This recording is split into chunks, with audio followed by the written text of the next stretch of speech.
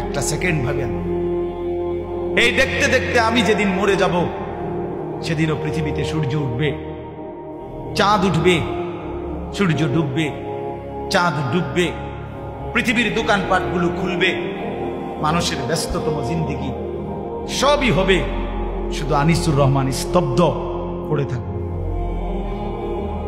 শুধু আনিসুর রহমানেরই হাত নড়বে না, পাও নড়বে না, চোখ নড়বে না, শুধু আমারই কোন স্পন্দন থাকবে না, আর বাকি পৃথিবী ঠিকই চলমান। স্বার্থপর এই দুনিয়া আমার জন্য 1 ঘন্টাও থামবে না। পাষাণ এই দুনিয়া বন্ধু আমার 1 সেকেন্ডও থামবে না। সামনের সিএনজি অ্যাক্সিডেন্ট করে 3টা যাত্রী হয়তো মরে গেছে, লাশ রাস্তায় পড়ে আছে, রাস্তায় জ্যাম বাইজা গেছে, পিছনের একটা গাড়িও থামতে রাজি না, সাইড করে দাও, চলে যাই, আমাদের হাতে সময়।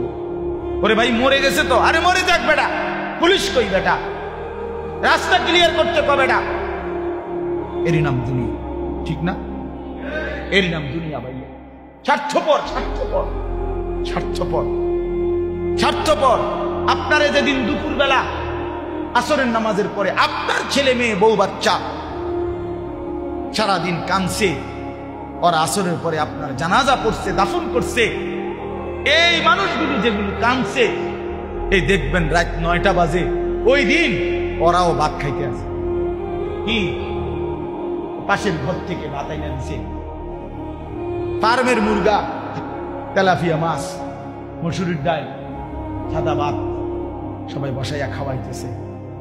সবাই আরো যাইতে কইতেছে, আরো 2 গা ভাত লও, আরো 2 টুকরা গোস্ত লও, যেই কান্দাটা কানছো তুমি, এত কান্দে তো শরীর দুর্বল হয়ে যাব, এবড়া মরছে, মরিয়া গেছে। এরই নাম দুনিয়া।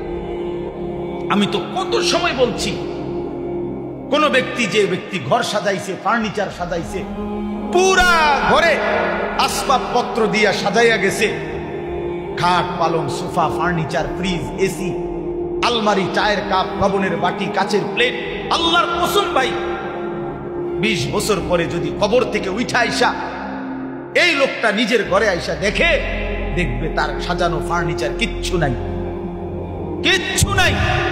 যদি জিজ্ঞাসা করে ছেলে নাতিকে, এই বাপ আমার বানানো সেই মালগুলো, সামানাগুলো, ফার্নিচারগুলো কই, ছেলে বা নাতি বলবে দাদা অথবা বাবা এগুলো পুরান হয়ে গেছে, এই মডেল আর এখন চলে না, এই জন্য এগুলো ফেলে দিছি 5-7 বছর আগে, আমনে আইবেন জানলে তো রাইতে দিলাম।